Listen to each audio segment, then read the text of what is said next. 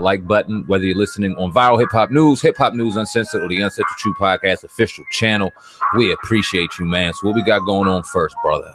I think I'm gonna start with this right here, man. I'm gonna start with the Micheal Rapaport, Meek Mill, because the All-Star game popped off last night, even though admittedly I didn't watch it. Okay. You know what I mean? But I guess during the game, we just got finished watching J. Cole, and Meek Mill came on like right after him, it appears. And Micheal Rapaport on Twitter last night around 8 o'clock started going in on Meek Mill. I'll read his tweets and put them on the screen there. He says, Meek Mill have a hearing problem because he rhymes off the actual beat and everything he's on, literally off the beat. No flow. He put Meek Mill, great story, great look, trash rapper. I'm sorry. Says you make 300 songs, 5 will be okay. Meek Mill. Then he goes on to say Meek Mill had a chance to prove he was a dope rapper, and then came Drake.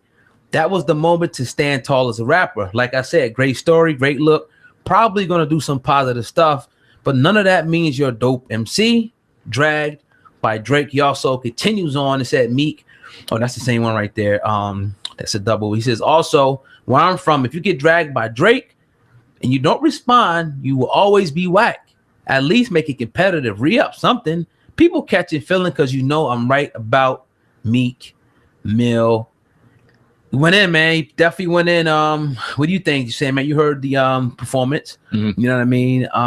Anyway, he said a few more things, but that's the most relevant, things that he said. He also said, though, I got to include this one, that Meek Mill isn't even a top 20 rapper from Philadelphia. And you guys are mad at me. Take shots at any one of you hip hop bloggers, writers, and podcasters mad about my Meek Mill reality. Never been on a rooftop. None of you cornballs know what you're talking about.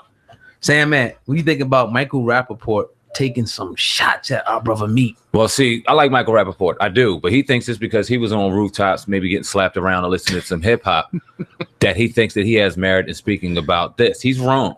He's 1,000% wrong in this situation now. And in his layers. And I'm glad you said about because you were one to say that you agree with him when it comes to a little bit of that Drake. I was pissed off about aspect, the Drake. Just the Drake. Yeah. Exactly. You would be a little upset about that. But top 25 rapper in Philly, he's crazy. Name 24 better rappers in Philadelphia than Meek Mill. Come on, man. As far as the performance is concerned, it wasn't terrible. It was NBA All-Star weekend. You expect him to go out there and go all out. He wasn't offbeat. I didn't hear anything off time. I think he was stretching with that. When it comes to him and his albums and him being a trash rapper, when you look at the evolution of where Meek came from to where Meek is now, it's ignorant and crazy for you to say he's a trash rapper. Now, he may not be the most lyrical for your ear, the most lyrical for your sound, but to say he was a trash rapper, you stretching on that. Well, Meek Mill did respond. He says, hey, Micheal Rapaport, don't ever use the word trash when you're speaking on nothing from our culture unless you're trying to get trash. Who gave you the authorization to be speaking to us? What are you charging now? Last time I seen you, you wanted a selfie. Be great, though, on the net. Interesting response there from Meek Mill. And I got to say, I was definitely disappointed about the Drake situation, but it is, it's water under the bridge. It is what it is. I don't know, man. To me, this is just this Twitter, going back and forth. It's not really any merit. I think Meek Mill's doing a great job, what he's doing right now, with his little Reform Alliance. And that's a huge thing that he's doing for the city of Philly. Everybody knows he does a lot, what he can in Philly. He's taking care of his family. So it just is what it is, man. I don't think this is nothing, too crazy right here. But you do have a lot of people who are going to agree with this. And aspects about as far as like Meek Mill, where he fits, maybe not in Philly, but like a lot of people think Meek is trash in the game. You know what I mean? A lot of people think that. You hear that around? Oh yeah, a lot of people think that Meek Mill, maybe not trash, but not compared to the top guys in the game, they think he comes nowhere near. Now I would say about Meek Mill, I love him. You know what I mean? A lot of passion. You know what I mean? Maybe not the most lyrical guy out there. This guy's a more lyrical, but he's definitely one of the I think top in the game right now. This is why I'm going to defend Meek Mill, because I understand where people are coming from maybe not the most lyrical, but it kind of makes me think of, all right, if you from Louisiana and you got your Louisiana rappers and you understand their flow, their lingo, you may understand their bars a lot more than maybe somebody from your Jerseys or your LAs or somewhere like that. Chicago, same thing. Florida, same thing. Cali, same thing.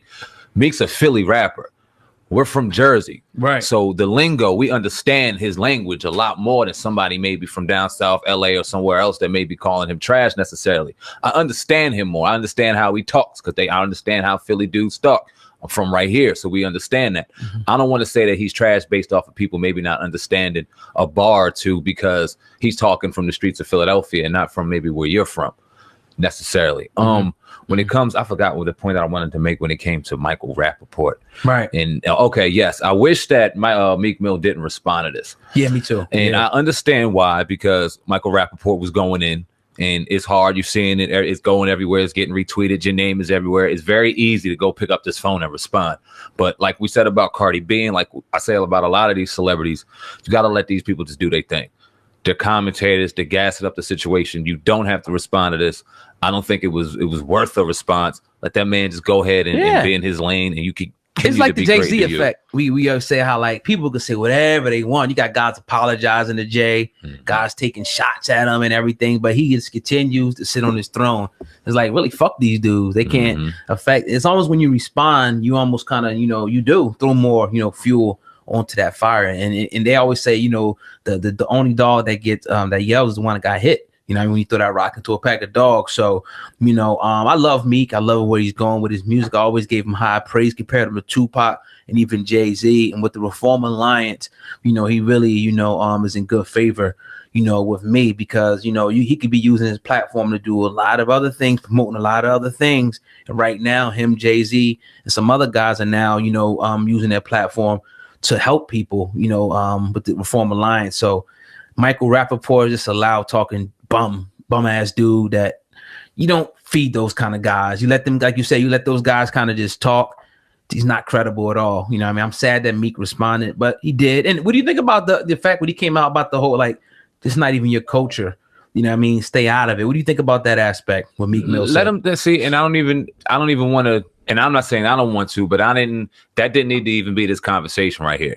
Let a rap fan call you trash and leave it at that. No one's sitting here thinking that Micheal Rapaport's of high regard when it comes to hip hop. He doesn't hold a seat in any of the record labels, anything. He's a dude from New York who listened to hip hop, who listened to beatboxing, who watched the whole breaking culture and just was in hip hop as being a kid in New York. Let him do his thing as a rap fan, because he can throw the history out all day. Shouldn't have even responded to him. You ain't a top 25 rapper in Philly.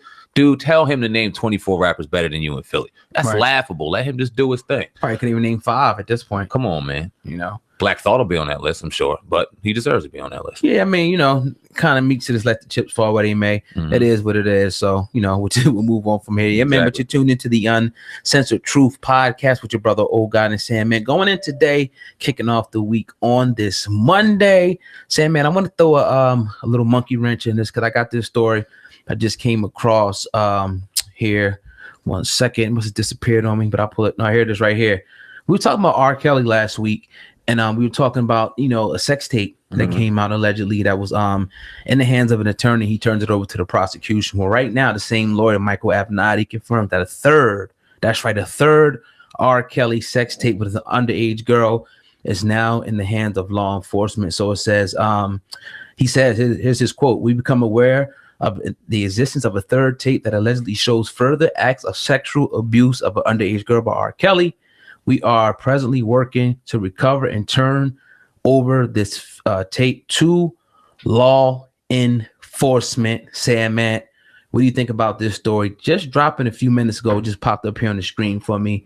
And we also know that that the grand jury is now looking in and maybe bringing up charges.